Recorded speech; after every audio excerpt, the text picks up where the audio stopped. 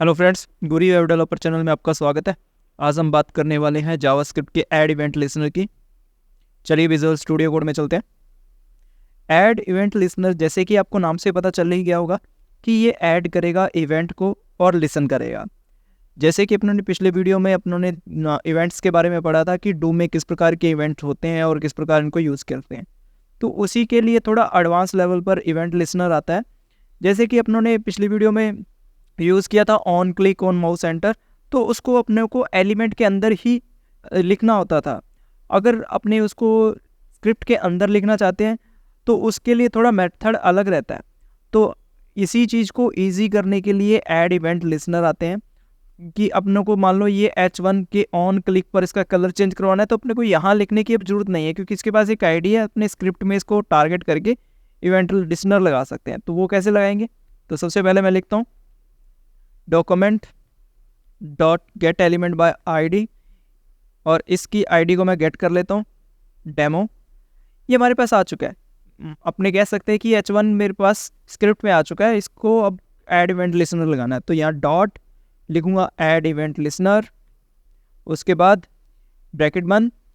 इस ब्रैकेट के अंदर पहले स्ट्रिंग अपने को लिखना होता है कि अपने करना क्या चाहते हैं।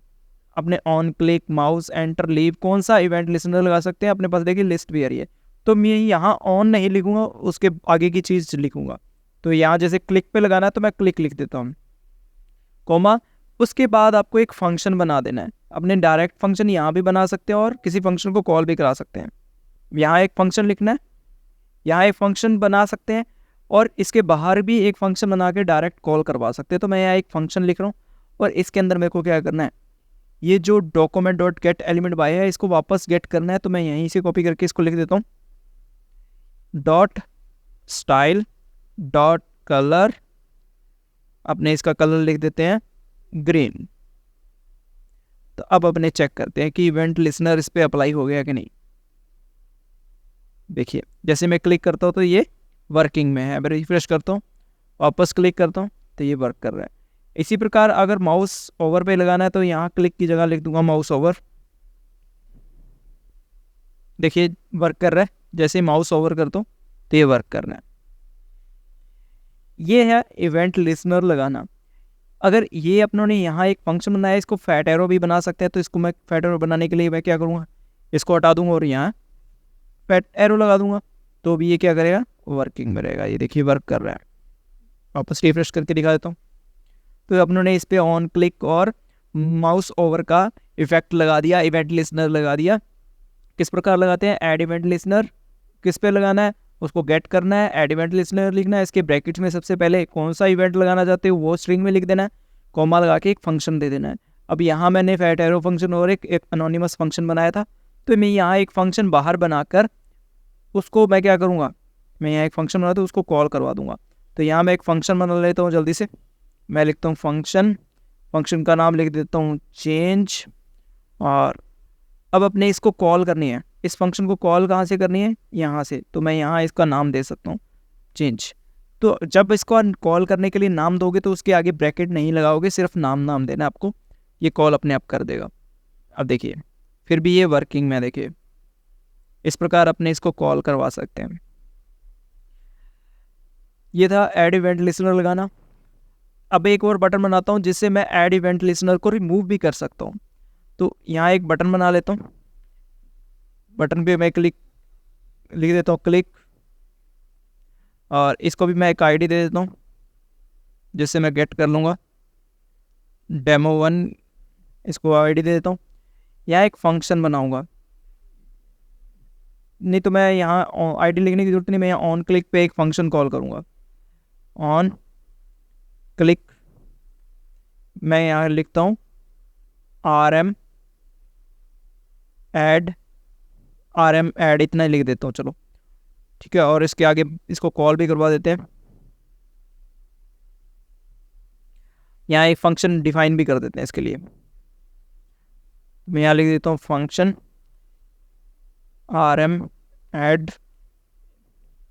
इसके अंदर अपने को क्या करना है, वही document dot gate element by ID, जिसको ऊपर इवेंट लगा हुआ है उसको गेट करना है। तो मेरे डेमो लगा हुआ है, डेमो के अंदर मैं लिखूँगा रिमूव इवेंट लिसनर। कौन सा इवेंट लिसनर रिमूव करना है? मैं कहता हूँ माउस ओवर का, माउस ओवर।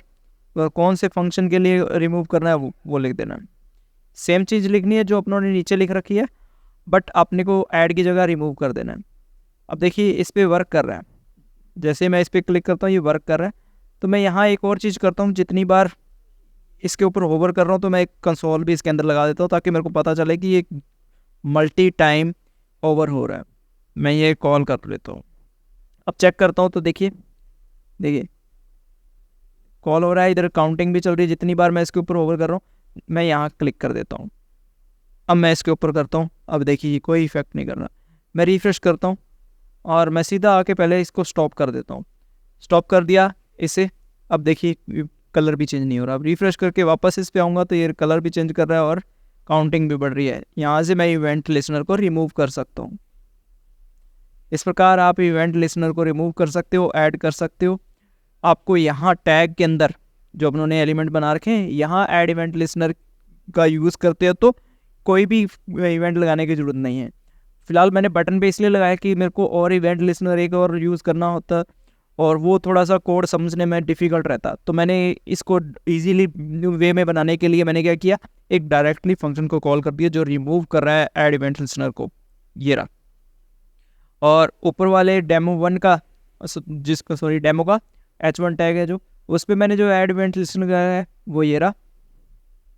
और इस पे कौन सा लगाया है, माउस ओवर पे लगाया है। क्लिक चेंज किसी भी प्रकार लगा सकते हो और उस पर किसी फंक्शन को कॉल कर रहा हूँ। वो फंक्शन क्या कर रहा है, मेरा एक कलर चेंज कर रहा है और कंसोल कर रहा है।